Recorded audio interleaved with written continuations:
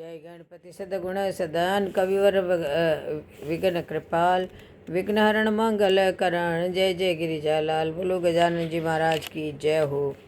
ये को कहते हैं, आज का प्रसंग है कि कुछ पाने के लिए अपनी तरफ से कर्म रूपी कुएं में कुछ डालो। एक बार एक व्यक्ति रेगिस्तान में कहीं भटक गया। उसके पास खाने पीने की जो थोड़ी बहुत चीज़ें थी वो जल्दी ख़त्म हो गई थी। पिछले 2 दिनों से वह पानी की एक एक बूंद के लिए तरस रहा था। वह मन ही मन जान चुका था कि अगले कुछ घंटों में अगर उसे कहीं से पानी नहीं मिला तो उसकी मौत निश्चित है। पर कहीं न कहीं उसे ईश्वर पर यकीन था कि कुछ चमत्कार होगा और उसे पानी मिल जाएगा। तभी उसे एक झोंपड़ी दिखाई दी। उसे अपनी आंखों पर यकीन नहीं हुआ। पहले भी वह मृग तृष्णा और भ्रम के कारण थोड़ा धोखा खा चुका था, पर बेचारे के पास यकीन करने के अलावा कोई चारा भी न था। आखिर वह उसकी आखिरी उम्मीद जो थी वह अपनी बची खुची ताकत से झोंपड़ी की तरफ चलने लगा।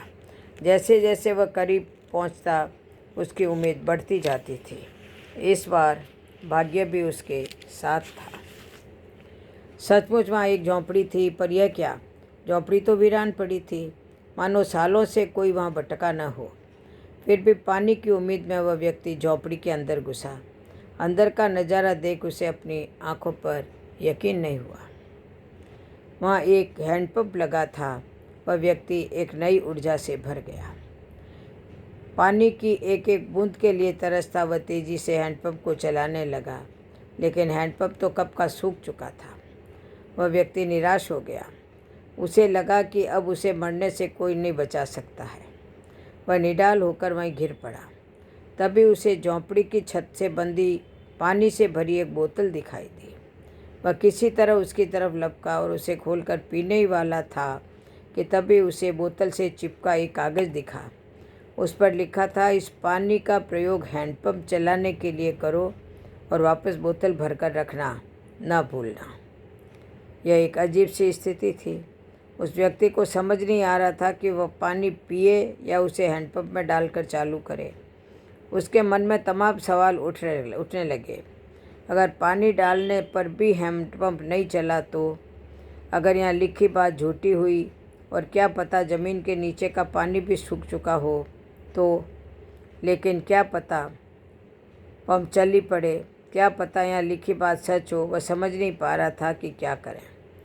फिर कुछ सोचने के बाद उसने बोतल खोली और कांपते हाथों से पानी पंप में डालने लगा।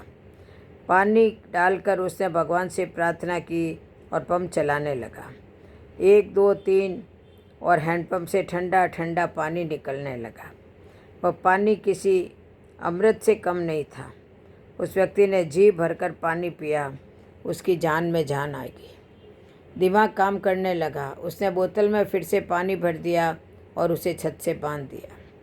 जब वो ऐसा कर रहा था तभी उसे अपने सामने एक और शीशे की बोतल दिखी। खोला तो उसमें एक पेंसिल और एक नक्शा पड़ा हुआ था जिसमें रेगिस्तान से निकलने का रास्ता था। उस व्यक्ति ने रास्ता याद कर लिया और नक्शे वाली बोतल को वापस वहीं पर रख दिया। इसके बाद उसने अपनी बोतलों में जो पहले से ही उसके पास थी पानी भरकर वहाँ से जाने लगा। कुछ आगे बढ़कर उसने एक बार पीछे मुड़कर देखा। फिर कुछ सोचकर वापस उस झोंपड़ी में गया और पानी से भरी बोतल पर चिपके कागज़ को उतार पर उस पर कुछ लिखने लगा।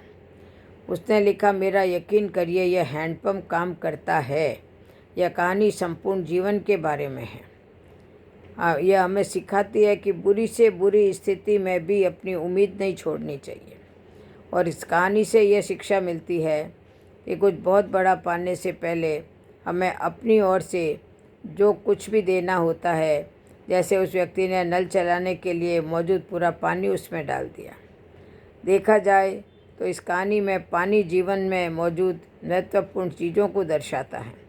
कुछ ऐसी चीज़ें हैं जिनकी हमारी नज़रों में विशेष कीमत है। किसी के लिए यह संदेश ज्ञान हो सकता है, तो किसी के लिए प्रेम, तो किसी के लिए किसी और के लिए पैसा। यह जो कुछ भी है उसे पाने के लिए पहले हमें अपनी तरफ से कर्म रूपी हैंडपंप में डालना होता है और फिर बदले में आप अपने योगदान से कई अधिक मात्रा में उसे वापस पाते हैं। बोलो जय श्री कृष्ण, जय जय श्री राधे।